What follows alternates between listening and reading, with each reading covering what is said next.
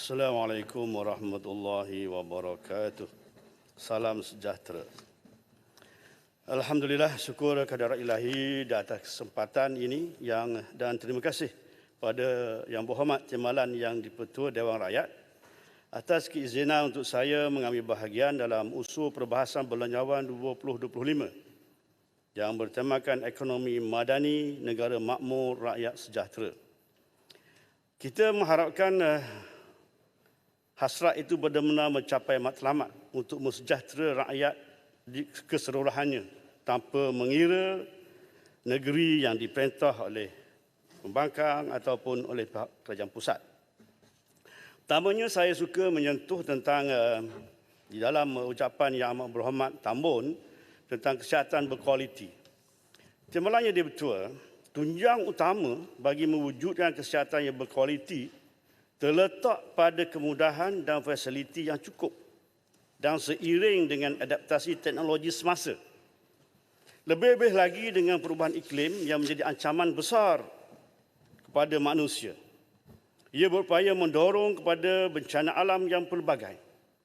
Antaranya banjir besar, banjir di luar musim, kemarau berpanjangan, tanah runtuh yang boleh menjejaskan jaringan pengangkutan, tsunami dan berbagai lagi.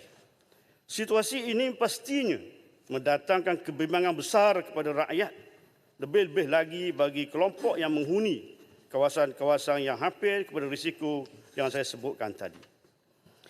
Ingin saya tekankan di sini, isu-isu bencana alam ini adalah di luar kudrat manusia untuk menghalangnya. Tidak perlulah kita mendabik dada, hanya kita mampu menyelesaikannya. Perubahan iklim yang menyebabkan peralihan angin monsun berlaku pada waktu di luar kebiasaan, menatijahkan setengah kawasan mengalami taburan hujan di luar jangkaan. Oleh itu, saya berharap peruntukan 1.35 bilion ringgit yang diberikan kepada Kementerian Kesihatan untuk meningkatkan prasarana hospital di seluruh negara tidak dipolitikkan dengan hanya menyalurkan kepada hospital di negeri-negeri yang sehaluan dengan kerajaan persekutuan sahaja. Untuk makluman Timbalan Yang di-Pertua Dewan, pada waktu ini, sebagai persediaan bagi menangani kejadian bencana, Hospital Sultanah Nur Zahirah Kuala Terengganu telah mengenal pasti keperluan untuk memastikan fasiliti wad bencana Jabatan Kecemasan dan Trauma ETD boleh beroperasi pada tahap yang optimum. Namun, yang menyedihkan, wad tersebut yang bertempat di aras 3 bangunan ETD tidak dilengkapi dengan lift. Ini menyukarkan petugas kesihatan untuk membawa pesakit ke wad sekiranya berlaku apa-apa kemalangan yang melibatkan bencana. Saya kira perasaan penting dan utama seumpama ini perlu dimasukkan segera ke dalam peruntukan 1.35 bilion ringgit yang diperuntukkan dalam Belanjawan 2025, barulah boleh dikatakan matlamat madani untuk meningkatkan kualiti kesihatan seperti yang diuar-uarkan itu boleh tercapai. Tuan Timbalan Yang di-Pertua, berkait dengan perubahan iklim juga saya ingin bertanya mengenai status rancangan tempatan banjir RTB Sungai Buaya Kuala Nurus yang sepatutnya bersambung dengan RTB Sungai Tepuh dan Bangor Air Lilih.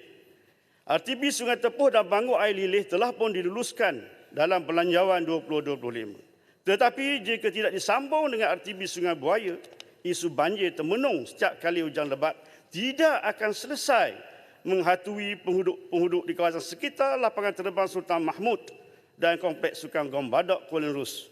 Oleh itu, saya mohon penjelasan berhubung RTB Sungai Buaya ini daripada pihak kerajaan. Saya juga ingin menyentuh tentang perumahan mampu milik.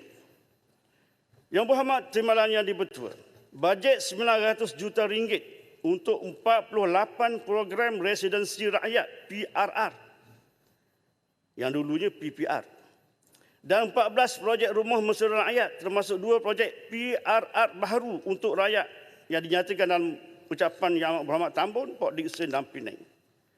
Dengan peruntukan ini, sudah tentu insya-Allah dapat melebarkan senyuman untuk 17,500 penghuni baru yang akan mendapat manfaat daripada projek ini. Namun saya tertanya-tanya juga, adakah peruntukan maksimum RM90,000 seunit cukup untuk membina sebuah rumah pada waktu ini? Dengan segala kos bahan binaan, kos upah dan sebagainya yang mencanak naik. Adakah RM90,000 itu boleh diharap untuk menyediakan sebuah kediaman yang berkualiti dan selamat untuk rakyat? Apakah mekanisme pemantauan yang dilaksanakan oleh kerajaan bagi memastikan jaminan kualiti rumah kediaman yang akan dibina tidak merisikokan keselamatan penghuni kelak? Tapi pada masa yang sama, ia tidaklah menganiaya pemaju yang terpaksa menanggung segala beban kenaikan kos pada waktu ini.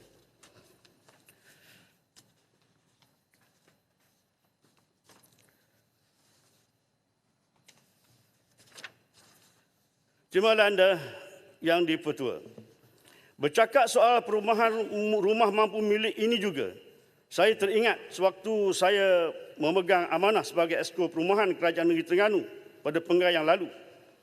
Kerajaan negeri memperkenalkan skim Air Rahman yang mana kos yang ditanggung oleh pemohon hanya berjumlah RM55,000 sahaja. Yang selebihnya ditanggung melalui subsidi oleh kerajaan negeri. Manakala bayaran balik bulanan hanya RM285 sebulan selama 15 tahun pinjaman. Tanpa faedah dengan keluasan rumah 850 kaki persegi. Harga sebuah rumah lebih murah kalau dibandingkan daripada harga sebuah kereta Myvi. Apa yang cuba saya sampaikan di sini adalah betapa kerajaan negeri Terengganu begitu serius menjaga soal kebajikan rakyat. Namun Terengganu dituduh tidak pandai urus negeri. Adakah kerana kita memberi bantuan kepada rakyat, menghabiskan duit sebagian besar untuk peruntukan beri kemudahan kepada rakyat, melalui kaedah yang kita nyatakan itu tidak pandai mengurus negeri?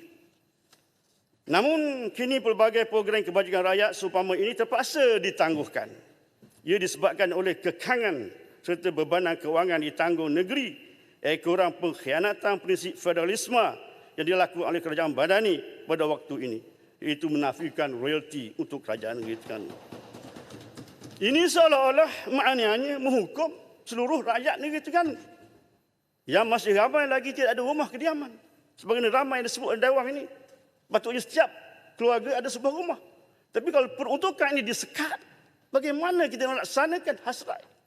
Adakah rakyat Terengganu bukan rakyat Malaysia? Apakah rakyat Terengganu bukan di bawah tanggungjawab yang amat tambun? Ini perlu diperjelaskan kepada kita. Jadi inilah suatu penganiayaan politik yang sangat bertentangan dengan prinsip-prinsip demokrasi dan kebebasan yang termaktub dalam perlembagaan negara. Timbalan yang dipertua, saya ingin sentuh sedikit tentang istilah ataupun yang digunakan perkataan T15 dan Maha Kaya. Saya kira tidak perlulah kerajaan Madani menggunakan istilah Maha Kaya untuk merujuk kepada golongan T15 di negara ini. Sedangkan konteks kerajaan Madani mengkriteriakan pendapatan isi rumah 10,000 pun telah termasuk kategori Maha Kaya. Manalah kayanya Timbalan yang dipertua? Kalau segala jenis cukai mereka kena bayar, semua jenis bantuan disekat, subsidi ditarik, diperah kiri dan kanan, atas dan bawah. Apalah sangat nilai 10,000 itu? Oleh itu pada saya, Belanjawan 2025 ini, belanjawan separuh masa. Perdana Menteri mengumumkan itu dan ini, tiba-tiba Menteri Ekonomi kata kita perlu perhalusi semula perkelasan T15. Itu pun akibat dari susulan riuh rendah rakyat di bawah, masing-masing nempuk dahi. Bila mana mendapati pendapatan isi rumah mereka, rupanya mereka termasuk dalam golongan Maha Kaya. Walhal urusan komitmen hutang bulanan dan segala-galanya mereka mesti menggagau-gagau mencarinya untuk setiap hujung bulan. Oleh itu saya harap Perdana Menteri yang umum juga mengumumkan berserta dengan jakaan pendapatan kononnya bila subsidi RON 95, subsidi pendidikan, subsidi kesihatan disasarkan dan ditarik, akan menjimatkan berbilion-bilion ringgit. Memang kerajaan jimat. tapi yang menanggungnya adalah rakyat yang terbanyak. Sejauh manakah unjuran ini tidak lari dari angka sebenar? Bila mana pengkerasan T15 pun belum ditakmatkan lagi. Bagaimana nak buat unjuran kalau nilai T15 pun kita belum tahu lagi?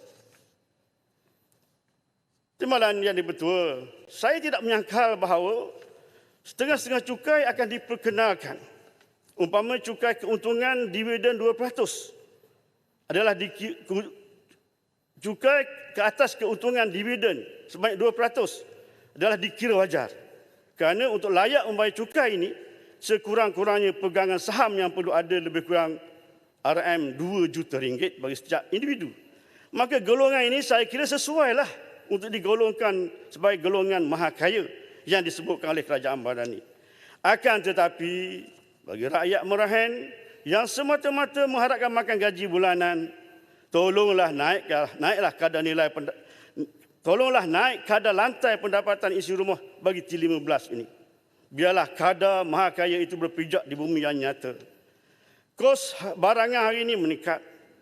Subsidi petrol ditarik. Subsidi pendidikan dan kesihatan nak disasarkan. Apakah mereka golongan T15 ini hanya menjadi rakyat Malaysia bila mana dikejar oleh SDN untuk bayar cukai? Tetapi bila masa nak dapatkan insentif kerajaan, automatik mereka tidak layak dan setara dengan warga asing. Saya kira sangatlah tidak wajar, berlaku adil lah. Mesti kena pada tempatnya. Golongan B40 kita santuni selayaknya dengan pelbagai sokongan untuk mereka keluar dari kepompong kemiskinan. Bukan disogokkan segala macam bantuan hingga mereka menjadi kekal bermalas-malasan. Namun, golongan pertengahan dan T15 ini kita harus hargai mereka selayaknya. Kerana mereka yang banyak membayar cukai untuk kerajaan persekutuan. Kalau tak dapat bagi semua pun, janganlah kita tarik semua hak yang layak dinikmati oleh mereka sebagai warga negara di bumi Malaysia yang bertuah ini. Timbalan yang betul, bagi saya sedikit masa lagi. Orang lain tak ada Allah, ini saya seorang je. Sila gulung. Dana Ecological Fiscal Transfers, EFT. Timbalan yang betul, dana EFT ditingkatkan kepada RM250 juta pada tahun 2025 berbanding RM200 juta pada tahun ini. Ini suatu yang sangat baik kerana menzahirkan keprihatinan kerajaan Madani terhadap usaha menjaga kelestarian alam sekitar. Sebelum ini saya telah minta perincian data berkenaan pengagihan dana EFT ini mengikut negeri. Namun Yang Berhormat Menteri tidak menjawab pertanyaan saya dengan terperinci. Dan saya mohon sekali lagi perincian daripada Yang Berhormat Menteri pengagihan dana EFT 2023 dan 2024 mengikut negeri. Saya mendapat makluman bagi tahun 2023 negeri Terengganu hanya memperoleh sekitar 13.94 juta ringgit EFT sahaja daripada 119 juta ringgit yang diperuntukkan. Iaitu kira-kira 9% daripada keseluruhan yang diperuntukkan. Untuk makluman timbalan yang dipertua, kawasan berhutan di Terengganu meliputi lebih 50% daripada kawasan negeri. Saya kira kerajaan negeri layak mendapat lebih tinggi daripada sepatutnya untuk tahun 2024 dan juga tahun 2025. Kerana seperti apa yang kita maklumkan, dana EFT ini fungsinya untuk pengurusan kelestarian hutan yang sangat penting untuk manfaat rakyat keseluruhannya. Timbalan yang dia betul. Dalam belanjawan 2025 juga, Perdana Menteri mengumumkan bahawa pemberian EFT akan diketatkan lagi dengan syarat kriteria pengagihan ditetapkan semula, iaitu 50% peruntukan tertaluk kepada prestasi perbelanjaan kerajaan negeri. Tahun ini 30%. Tahun depan 50%. Mohon pencerahan Yang Berhormat Menteri kerana berkait soal dana pengurusan hutan ini, ia sepatutnya berdasarkan keperluan semasa untuk pengurusan kelestarian hutan di setiap negeri. Penetapan syarat baru ini saya kira bakal mewujudkan ruang-ruang diskriminasi yang sangat tidak adil untuk setengah negeri. Khususnya negeri-negeri miskin yang terpaksa mengekalkan hutan dan tanah pertanian untuk manfaat rakyat Malaysia secara keseluruhannya. Sekali lagi, saya mohon pencerahan dan pertimbangan kerajaan berkaitan pengagihan dana EFT ini. Yang akhirnya, timbalan yang betul berkaitan dengan royalti petroleum. Tidak lengkap rasanya perbahasan saya pada hari ini jika tidak sentuh berkaitan dengan royalti petroleum negeri Terengganu. Tunggakan atau royalti masih berbaki sebanyak 397.15 juta ringgit yang belum dilunaskan oleh Kerajaan Pusat pada Kerajaan Negeri daripada yang diluluskan oleh Kerajaan Madani sebanyak 792.32 juta ringgit. Seperti yang semua kita sedia maklum, peruntukan royalti Terengganu ini memang digunakan untuk peruntukan pembangunan negeri dan juga untuk kepentingan rakyat Terengganu secara keseluruhannya tanpa kita mengira pahaman politik. Namun disebabkan penyaluran hasil royalti disulitkan, pelbagai program yang direncana terganggu dan terencap perjalanannya. Pembinaan kluster perumahan rakyat, bantuan kepada peniaga-peniaga kecil dan sederhana, bantuan sukan, bantuan belia, bantuan beka kemahiran dan bantuan kesihatan kepada pesakit kronik, bantuan orang kurang upaya OKU, serta insentif menggalakkan pendidikan juga terbantu.